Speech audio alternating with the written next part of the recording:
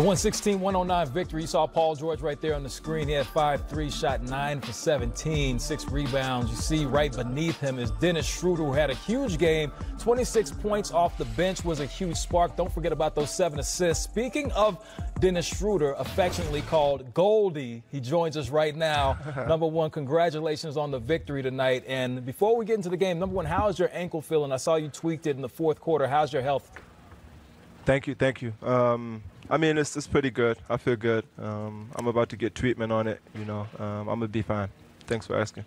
No problem. So we saw that you were able to have a great game, 15 points in the second half. You were so explosive. Was there a bad taste in your mouth after the way the previous game ended in OKC Wednesday night? For sure. I mean, we have 4 straight losses, and we just got to get back on track. And I think everyone in this locker room, got to do whatever it takes to win games. And I think in the second half, we did a huge job, or a great job, just guarding the ball and on the offensive end, just move it. Schroder, I got a question for you. When you got hurt, did you ever think about coming out of that game as well as you were playing? No, sir. I didn't think so. I mean, it's crunch time, everybody was asking me if I'm good. And, I'm there for my teammates and whatever it takes, to win this game. So there's no way that I'm getting out of there. Dennis, you spent the first part of your career in Atlanta. What have you taken from your experience in Atlanta that's enabled you to go to OKC, come off the bench, start in a pinch, but continue to be a better player? I mean, first off, my coach, Coach Budenholzer in Atlanta, he taught me a lot on and off the court. He was like my second dad. Did a great job. Just keep improving in my game. Off the court, what I have to do, and I think I was able to learn the game. Especially he was 19 years in San Antonio. They helped me a lot as well.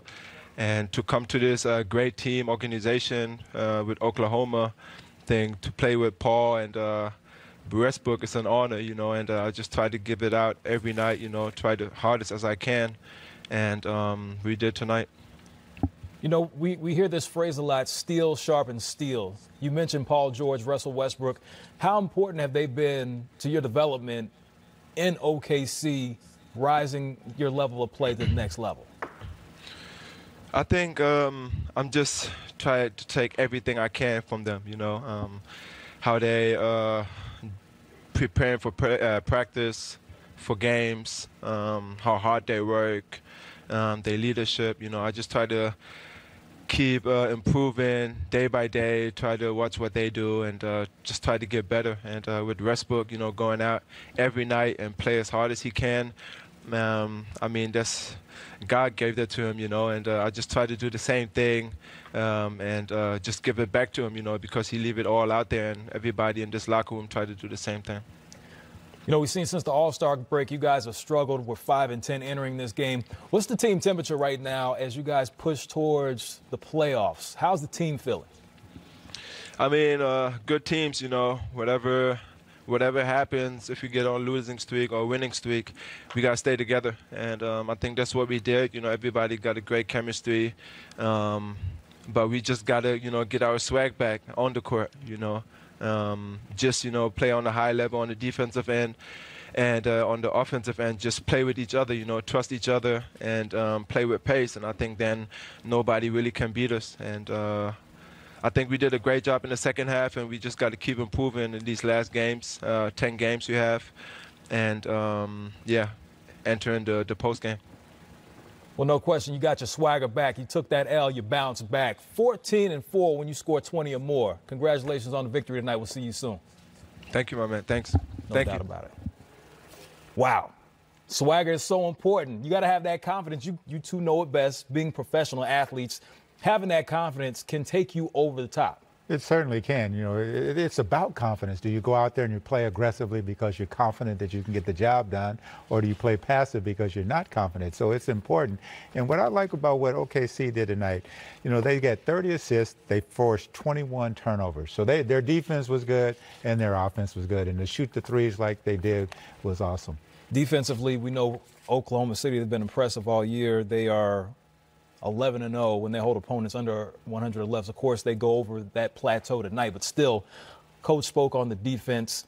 Going into the playoffs, we know defense is the name of the game and getting stops.